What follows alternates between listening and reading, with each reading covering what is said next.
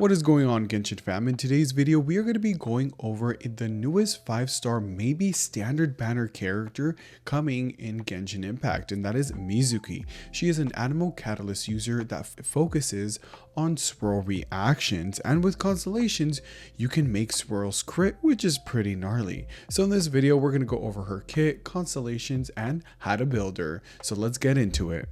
Now for her normal attack, nothing too amazing about it. She has Animo, so you are able to swirl with her normal attacks if you would like so, but this isn't really going to be her play style.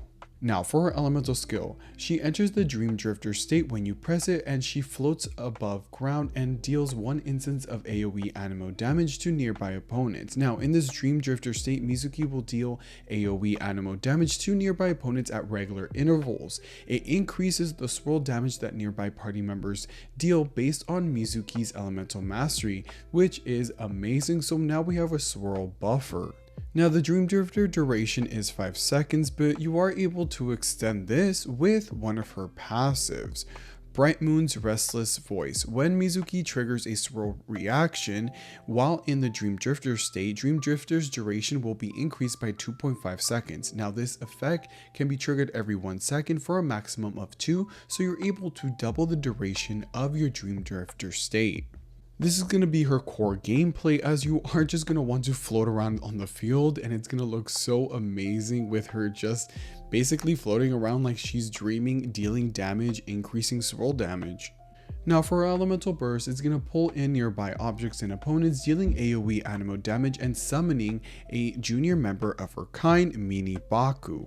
Now this follows the current active character, and at regular intervals, the Baku is going to create a specialty snack nearby. After a nearby active character picks up the snack, if their HP is higher than 70%, then it will explode and unleash a shockwave dealing AoE Animo damage. Otherwise, it's going to heal the one who picked it up based on Mizuki's elemental mastery.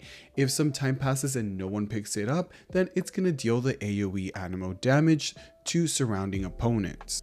With the duration of 12 seconds, cooldown of 15, and energy cost at 60, you're going to be using this burst quite often. So you are having some off-field Animo damage for her, or some healing if you choose to use her more as a healer. Overall, a pretty flexible burst. Now for her next passive, when Mizuki is in the Dream Drifter state, when nearby party members hit opponents with Pyro, Hydro, Cryo, or Electro attacks, her elemental mastery will increase by 100 for 4 seconds, so gaining a little bit more EM, which she scales off on everything, which is going to be quite useful. Now let's go over constellations. She is a standard banner character, so you might get these. Now for her C1, when Mizuki is in the Dream Drifter state, she will continuously apply 23 Nights of Waiting effect to one nearby opponent for 3 seconds every 3.5 seconds. Now when an opponent is affected by an Animo damage triggered swirl reaction, this effect will be cancelled, and the swirl instance has its damage against the opponent increased by 900% of Mizuki's EM. This is already a big damage boost for her. Her C2, when entering the Dream Drifter state, every EM point Mizuki has will increase all nearby party members' Pyro, Hydro, Cryo, or Electro damage bonus by 0.02% until the Dream Drifter state ends. So this is pretty good, because if you end up giving her 1000 EM, you're going to gain 20% elemental damage bonus for your party.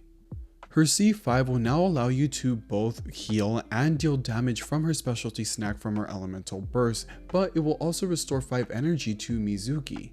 The energy gain from this can happen up to 4 times, which is honestly pretty amazing, giving her no need for energy recharge. Her C6, and by far my favorite one, when Mizuki is in the Dream Drifter state, swirl damage dealt by nearby party members can crit, with crit rate fixed at 30 and crit damage fixed at 100%, which is kind of amazing. It reminds me of Nahida's when she makes Bloom's crit, and that's pretty powerful in its own right, so I'm really excited to see her off with this.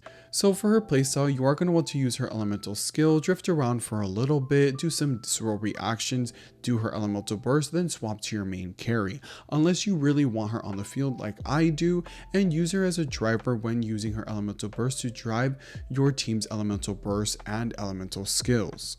Now for talent priority, if you do want to level them, go ahead and do elemental skill, then burst, kind of equal in a slight matter, so you can go ahead and choose which one you want to do. I would go ahead and choose the skill, then burst, and then normal attack.